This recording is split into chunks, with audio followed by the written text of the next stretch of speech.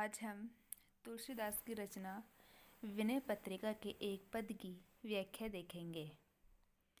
पद है, केशव कहीं न जाई का कहिए, देखत तब रचना विचित्र हरि, समझी मन ही मन रहिए। यह पूरा पद केशवदास भारतीय साहित्य में प्रचलित विभिन्न प्रकार के जो वाद है, जैसे अद्वैतवाद, विशिष्ट अद्वैतवाद, द्वैताद्वैतवाद, जो हिंदी के या संस्कृत के बड़े बड़े विद्वान थे, पंडित थे, उन लोगों ने वाद चलाए थे। उन वादों को नकार कर ज्ञान, भक्ति और कर्म को महत्व देते हुए तुलसीदास जी देखो क्या कहते हैं। केशव, हे केशव, हे ईश्वर, हे परमात्मा, कहीं न जाई, मुझसे कुछ भी नहीं कहा जा रहा है। का कहिए, अब मैं क्या कहूँ। देखत तब रचना, देखत देख कर तब तुम्हारी रचना, यह रचना विचित्र हरी, इस विचित्र रचना को देखकर, हे ईश्वर, तुम्हारी इस विचित्र रचना को देखकर, समझी समझकर, मन ही मन में मन रहिए, मन में ही रख लेता हूँ। तुम्हारी इस विचित्र रचना को देखकर, समझकर, मन में ही समझकर मैं चुप रह जाता हूँ, मेरे पास में वाणी ही नहीं है। शून्य भित्ति पर चित्र, शून्य इस माया रूपी संसार की भित्ति दीवार पर माया रूपी संसार की दीवार पर चित्र, तुमने जो चित्र बनाए हैं, रंग नहीं, उसमें रंग नहीं भरे। तनु बिनु लिखा चितेरे, हे चितेरे, तुमने बिना रंग के ही ये चित्र लिख दिए हैं। धोए मिटई न, धोने से ये मिटते ही नहीं है। हे परमात्मा, आपने इस संसार रूपी माया की दीवार पर बिना रंग के ही ऐसे चित्र बनाए हैं कि धोने से मिटते ही नहीं है। मरई भीति, परंतु मरते हुए ये डरते हैं। दुख पाइए यही तनु हेरे, जब शरीर इन चित्रों को देखता है और इनको प्राप्त करने का प्रयास करता है, तब वह बहुत दुख प्राप्त करता है। दुख पाइए, दुख प्राप्त करता है, यही इससे तनु शरीर हेरे, हेरे यानी ढूंढना, खोजना, शोध करना। अर्थात जब तुम्हारे ये मायावी चित्र मनुष्य को दिखाई देते हैं, मायावी चित्र यानी मनुष्य इस संसार में रहते हुए विभिन्न प्रकार के कार्य करता है। कोई अच्छे कार्य करता है, कोई बुरे कार्य करता है। अच्छे कार्य करता है तो परमात्मा की प्राप्ति हो जाती है, बुरे कार्य करता है तो इसी संसार में फंसकर वह अनेक प्रकार के कार्य करता रहता है और फिर वह दुख प्राप्त करता रहता है। इन अनेक प्रकार के कार्यों को ही तुलसीदास संसार रूपी दीवार पर, अर्थात माया रूपी दीवार पर चित्रों की संज्ञा दी है, जो कि मनुष्य मात्र से ये मिटते नहीं हैं। रवि कर नीर बसे अति दारुण, मकर रूपी ते ही माही। रवि करे, सूर्य के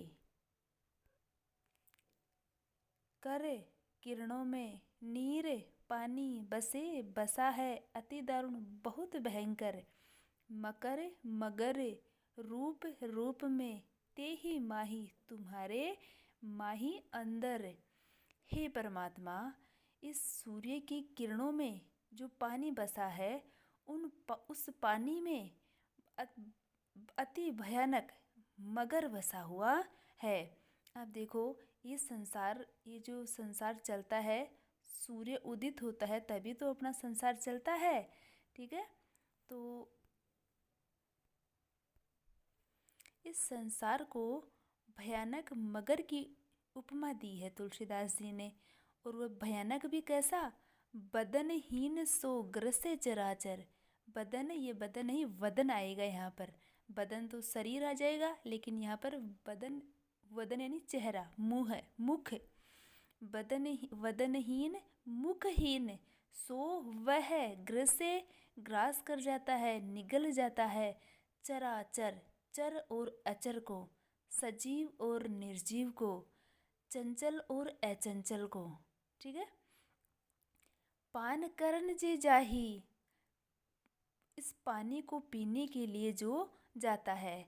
अब देखो, इस संसार को तो रूपक दिया है मगरमच्छ का, भयानक मगरमच्छ का, और जितने भी संसार में सजीव निर्जीव जो होते हैं उनको किसका रूपक दिया है? मनुष्य का।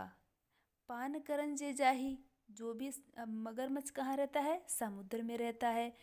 तो मगरमच्छ समुद्र में रहता है तो पान करन जो जाही, जो भी उनके पास में जाता है मगरमच्छ उनको निगल जाता है। तो संसार को मगरमच्छ का रूपक दिया है तो मनुष्य संसार में आता है और संसार में आते ही इन्हीं संसार के कामों में वह फंस जाता है। और इस संसार के काम को तुलसीदास ने उपमा दी है किसकी? माया रूपी चित्रों की। तो माया रूपी चित्र रूपी जो कर्म परमात्मा ने संसार में खींचे हैं उन कर्मों को में फंसकर ही मनुष्य अनेक प्रकार के कार्य करता है। जब कार्य करता है तो उन कार्यों में फंसकर वह दुख प्राप्त करता है और संसार रूपी मगरमच्छ उन्हें अपने ग्रास बना लेता है अर्थात उसे निगल जाता है। ठीक है। बदनहीन सो ग्रसे चराचर, वह मुखहीन मगर पान करन जे जाही, इस समुद्र रूपी संसार में जो भी मनुष्य पानी पीने जाता है उसे वह निगल जाता है, अपना ग्रास बना लेता है। कोऊ कहे सत्य, आगे तुलसीदास जी कहते हैं कि इस संसार को कोई सत्य कहता है, झूठ कहे कोऊ, कोई इसे झूठा कहता है। जुगल प्रबल कोऊ माने, जुगल दोनों, दोनों कौन? कोई सत्य कहता है कोई झूठा कहता है। प्रबल मजबूती से, कोऊ माने कोई मानता है। अब देखो, कोई तो इस संसार को सत्य कहता है, कोई इस संसार को झूठा कहता है, लेकिन कोई इस संसार को दोनों ही मानता है अर्थात झूठा भी मानता है और सत्य भी मानता है। देखो भारतीय साहित्य में अद्वैतवाद, विशिष्ट अद्वैतवाद, द्वैताद्वैतवाद, इस प्रकार के बहुत सारे मत है, सिद्धांत है, उनमें इनका विस्तृत विवेचन किया गया है। आगे देखो, तुलसीदास परिहरे तीन भ्रम। अब तुलसीदास जी कहते हैं कि जो परिहरे दूर ही रहते हैं तीन भ्रम, इन तीनों भ्रमों से। कौन से तीनों भ्रम?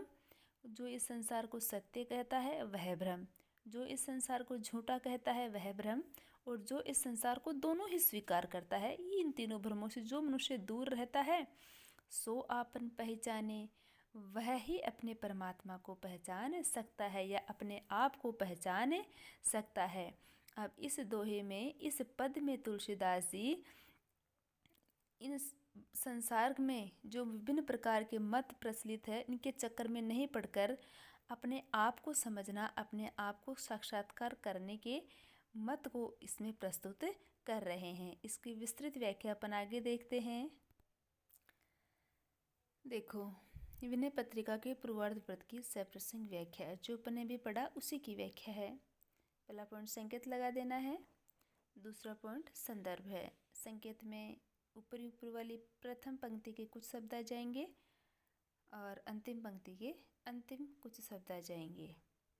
संदर्भ में देखो, संदर्भ में बताया था पहले रचनाकार का नाम आएगा, वह रचना कौन से युग में लिखी गई, रचनाकार कौन से युग में था और उस रचना की क्या विशेषता है। हिंदी साहित्य में राम भक्ति काव्य धारा के प्रतिनिधि गोस्वामी तुलसीदास रचित विनय पत्रिका से उक्त पद उद्धृत है। रचनाकार का नाम आ गया तुलसीदास। तुलसीदास कौन से समय में क्या थे? राम भक्ति काव्य धारा के। और कौन सी रचना है? विनय पत्रिका। अब इस रचना की विशेषता, विनय पत्रिका की रचना का मुख्य उद्देश्य सदाचार से युक्त भक्ति पथ पर चलना और दूसरों को उसी पथ पर चलने देने की प्रेरणा है। अब थोड़ा सा तुलसीदास का भी परिचय देख लेते हैं। तुलसीदास समस्त भारतीय भाषा में राम भक्त काव्यों में अपना सर्वोपरि स्थान रखते हैं, जो कि अपन ने कक्षा में इनके बारे में बहुत बार पढ़ा है। प्रसंग देखो, प्रसंग में आता है जो केवल पद है, पदांश है, जो आपके पेपर में आता है, उसकी विशेषता।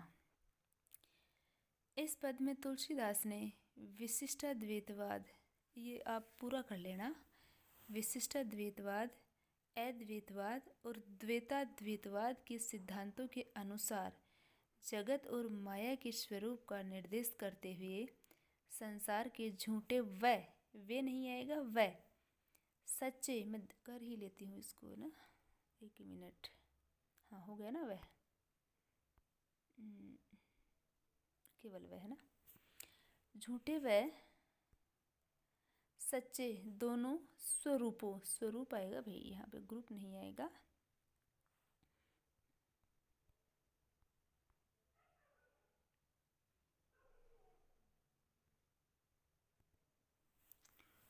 सृजनहार की विचित्र कारीगरी पर आश्चर्य व्यक्त करते हुए कहते हैं कि हे केशव, कुछ कहा नहीं जाता, क्या कहूँ।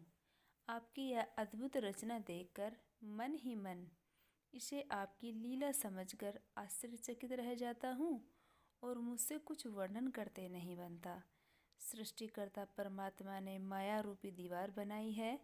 इस पर ऐसे विचित्र चित्र बनाए हैं कि जिनमें रंग का लेश मात्र भी प्रयोग नहीं किया है। आगे तुलसीदास जी कहते हैं कि साधारण चित्रकारी तो धोने से मिट जाती है, परंतु इस निराकार चित्रकार द्वारा बनाए हुए चित्र धोने पर भी नहीं मिटते। अर्थात कर्म आदि करने से यह पंचभूत रचना नष्ट नहीं होती, वरन और गहरी व पक्की हो जाती है। तुलसीदास जी इस संसार को मुखहीन मगर की उपमा देते हुए कहते हैं कि सूर्य की किरणों से ग्रीष्म ऋतु में जो जल की लहरें दिखाई देती है, उनमें एक भयानक मुखहीन मगर रहता है। वहाँ पीने वाले प्रत्येक जड़ व चेतन को निगल जाता है। कौन? वह मगर रूपी संसार। तुलसीदास ने संसार को मृग जाल के समान भ्रमात्मक बताया है। ये भ्रमात्मक देखो, मैंने अशुद्ध लिखा है, आप इसको शुद्ध कर लेना, क्योंकि मेरे टाइपिंग में यही आ रहा था। मैंने काफ़ी प्रयास किया था, आप इसको सही कर लेना। कोई तो इस रचना को सत्य कहते हैं, किसको? इस संसार को, है ना। रचना कौन सी? संसार को। कोई तो इस रचना को सत्य कहते हैं, कोई इसे झूठी कहते हैं। किसी के मतानुसार सत्य और झूठ दोनों है, परंतु तुलसीदास जी कहते हैं कि इसे हरि की लीला मानकर इन तीनों भ्रमों से दूर रहता है, वही अपने आप को पहचान सकता है। बहुत अच्छी बात कही है तुलसीदास ने। देखो, मनुष्य अपने शरीर को ही सब कुछ समझकर उसी पे अपना सर्वस्व जीवन समर्पण कर देता है। तो तुलसीदास जी तो इसको पूरी तरह से झूठा कहते हैं, इनको व्यर्थ मानते हैं, जो कि जिसका कोई महत्व ही नहीं है। ये इसकी व्याख्या हो गई। विशेष देखो, विशेष भी बताए थे मैंने आपको, 2 पॉइंट भाव सौंदर्य है ऊपर और नीचे शिल्प सौंदर्य है। भाव सौंदर्य में भी पॉइंट है।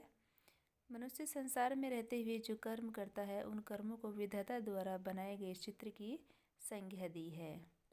दूसरा है, तुलसीदास ने मनुष्य को दार्शनिक मतों के चक्कर को छोड़कर भक्ति, ज्ञान और कर्म पर अपने मत प्रस्तुत किए हैं। तीसरा है, अद्वैतवाद, द्वैतवाद, विशिष्ट द्वैतवाद के सिद्धांतों को कोई महत्व नहीं दिया गया है। चौथा है, अनेक मतों को स्पष्ट करने की अपेक्षा। अब देखो, तुलसीदास ने इनकी व्याख्या नहीं की, अद्वैतवाद क्या होता है, द्वैतवाद क्या होता है, विशिष्ट अद्वैतवाद नहीं की ना इसमें पूरे पद में, लेकिन इनको नकारा जरूर है। अब तो क्या कह रहा है कि अनेक मतों को स्पष्ट करने की अपेक्षा, अपेक्षा नहीं, इग्नोर कर दिया इन्होंने।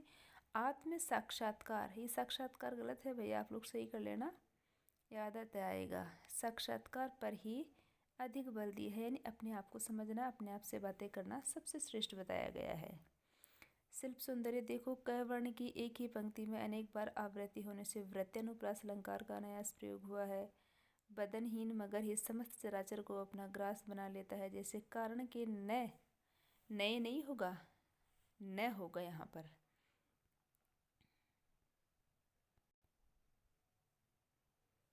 न होने पर भी